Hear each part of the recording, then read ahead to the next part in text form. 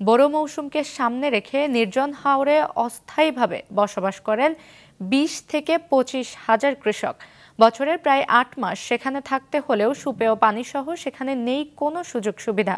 ফসলের আশায় বাড়িঘর ও পরিবার পরিজন ফেলে এ কষ্টের জীবন বেছে নেন তারা। স্থানীয়দের ভাষায় তাদেরকে বলা হয় জিরাতি কৃষক। কিশোরগঞ্জ প্রতিনিধি বিজয় খোকার রিপোর্ট। কিশোরগঞ্জের ইটনা উপজেলার কুনিয়ারকান্দা হাওরে এমন অস্থায়ী কুড়ে ঘরগুলোতে বসবাস করছেন কৃষকেরা। ১২ বছর বয়সী হাসানও আছেন জিরাতিদের দলে। এ মৌসুমে ৩০ মণ ধানের বিনিময়ে কৃষি শ্রমিক হিসেবে প্রায় ১০০ কাঠা জমি দেখাশোনা করছে সে। গরু নিয়ে ছোট্ট ঘরে থাকেন জিরাতি জুটন মিয়াও। এই বিলের পানি খায়, গরু গোসল ফারায়, আমরা গোসল ফারি, করার একটা রাস্তা নাই। ধান নেওয়া বন নেওয়া আমরা যাতায়াত লাগে, খুব কষ্ট। ছোটবেলা মা মারা গেছে, বাদে এই কষ্টে এই বাড়ি 3 বছর ধরে কাজ কাজালি করি এই কাজেই। আর ক্ষেত গালি দেওয়ান লাগে, বাচ্চা গরু আছে, এটা এই রানি লাগে। তবে স্বাভাবিক জীবনের মতো নয় তাদের জীবন। ঘরের মাচায় গাদাগাদি করে থাকতে হয় গবাদি পশু নিয়ে। সুযোগ সুবিধাহীন অস্বাস্থ্যকর পরিবেশ, নেই স্যানিটেশন ও নিরাপদ পানির ব্যবস্থা। ছোটবেলা থেকে আদি খালি কষ্ট এই কান্দাত ভালো একটা পানি কল নাই হ্যাঁ, মিহিং চাইরে পানি খাওয়ান লাগে, আর নাহলে বিলের পানি খাওয়ান লাগে। গরুর গোসল করে আমরা নিজেও এই গোসল করতে পারি না। জিরাতিরা কার্তিক অগ্রহায়ণ মাসে হাওরে কাঁচা ঘরের অস্থায়ী বাসস্থান তৈরি করে সেখান থেকে শুরু করেন বোরো চাষ।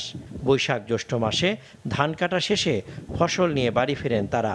শুধু ইটনা নয়, নিকলি, মিঠামইন ও অষ্টগ্রামের বিস্তীর্ণ হাওরেও জিরাতিরা বোরো ধান চাষে ব্যস্ত রয়েছেন এখন। তো আসার সময় আমরা কিছু পশু নিয়ে আসি এবং ছাগল অনেক কিছু নিয়ে আসি। এইসব লালন পালন করে আমাদের মোটামুটি বিক্রি করলে মোটামুটি আমাদের কিছু আয় হয়।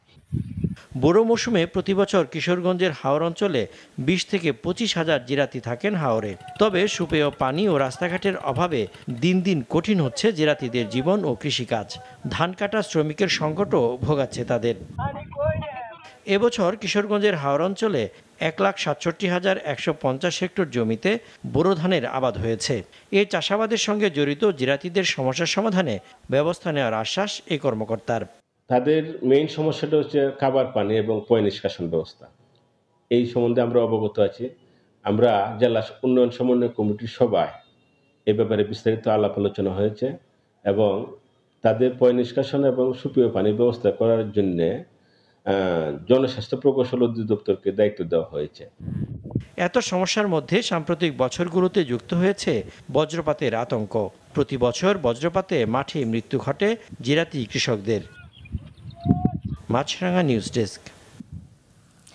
দক্ষিণ কেরানীগঞ্জের বীর মুক্তিযোদ্ধা ও সাবেক ইউপি চেয়ারম্যান আতিকুল্লাহ চৌধুরী হত্যা মামলার মৃত্যুদণ্ডপ্রাপ্ত পলাতক আসামি রফিকুল ইসলাম আমিন ওরফে টুন্ডা আমিনকে গ্রেফতার করেছে র্যাব।